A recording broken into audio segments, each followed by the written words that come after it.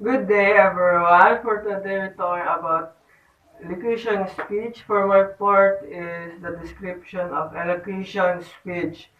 So, according to Merriam-Webster, elocution is a style or art of effective public speaking. So, according to Cambridge Dictionary, elocution is the art of careful public speaking, using clear pronunciation and good breathing to control voice. So, elocution also refers to one's manner of speaking or oral delivery.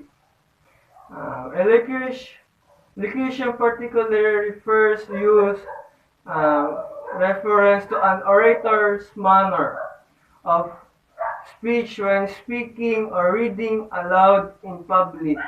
So when orators, they the one who delivering oration.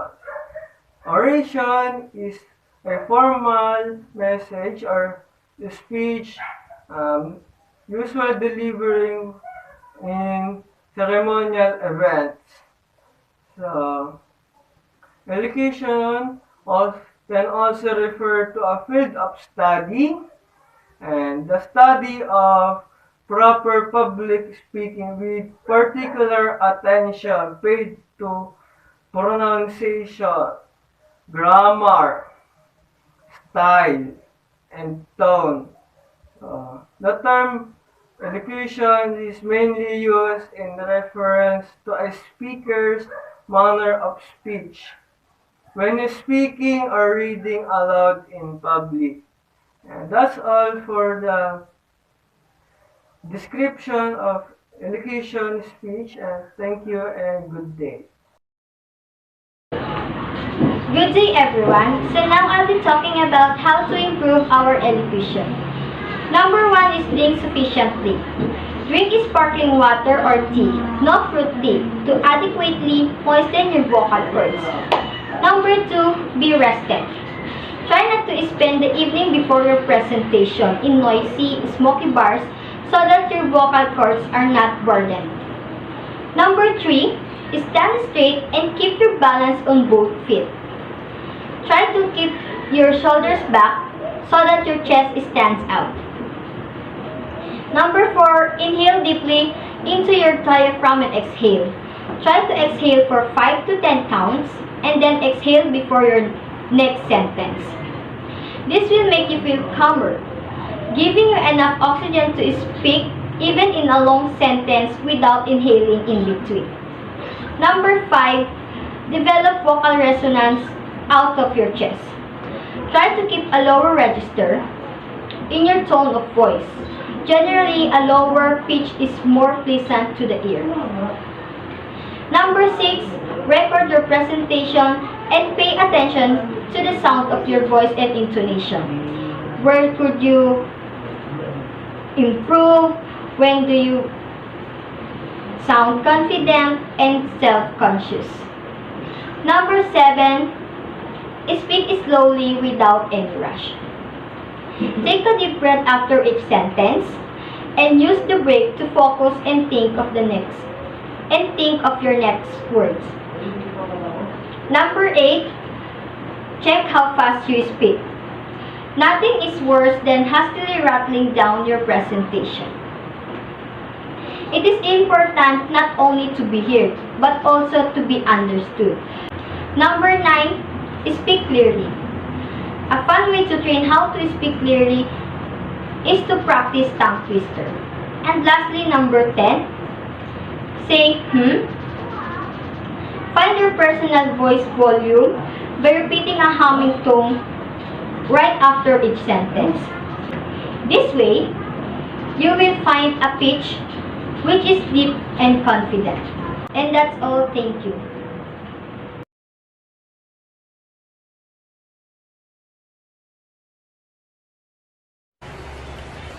Our lives begin to end the day we become silent about things that matter.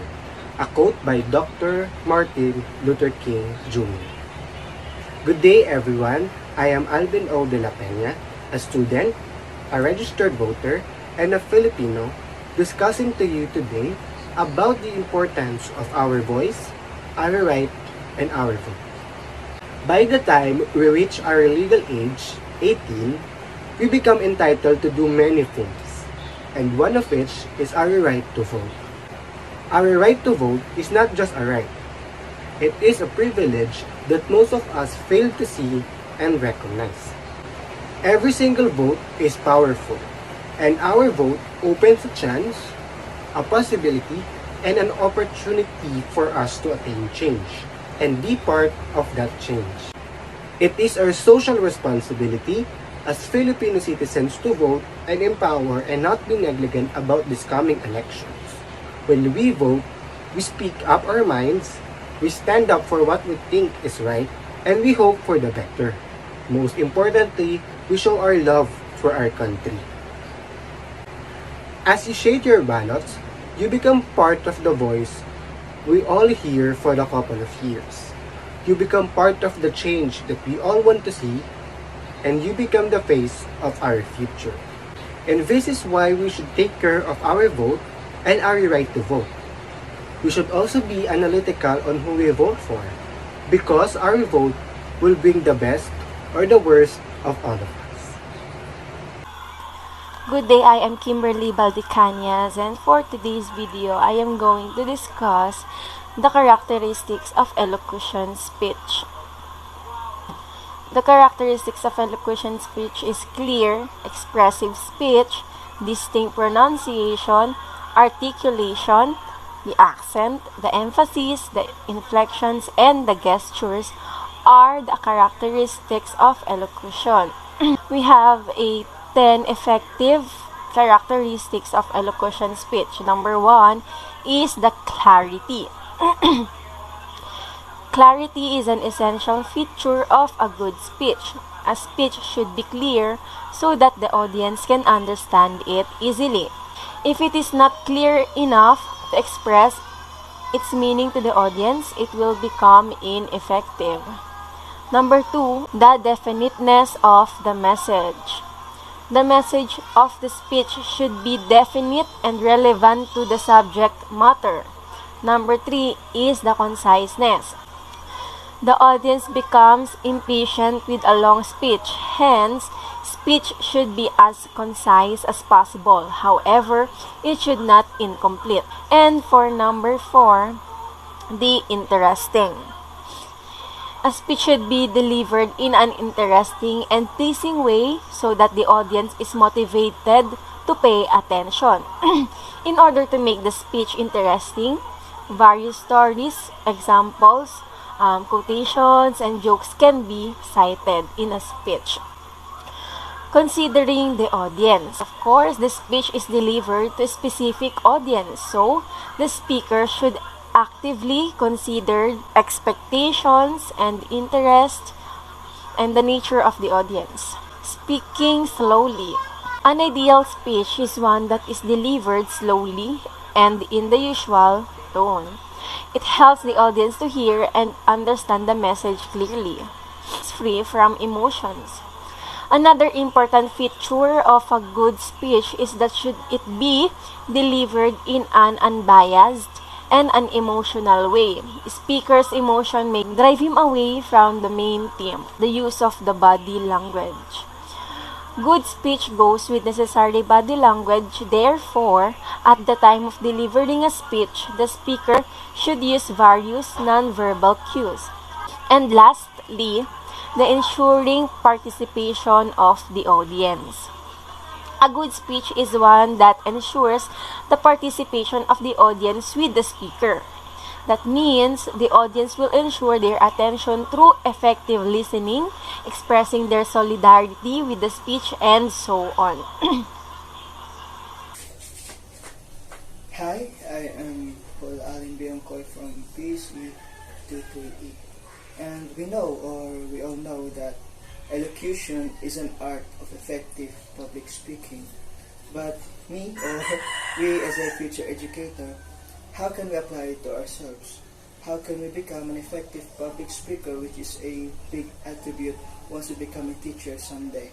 So first, we need to pay particular attention to pronunciation.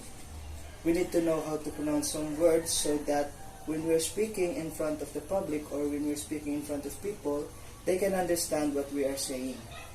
Next is articulation. By articulation, what I mean from that is we need to have clarity.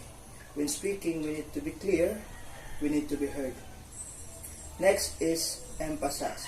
We need to know how to emphasize words. We need to know how to differentiate important words so that the listeners can know how they will differentiate those idea or the knowledges that is going to them. They can know whether what is important or what is not. Next is the accent.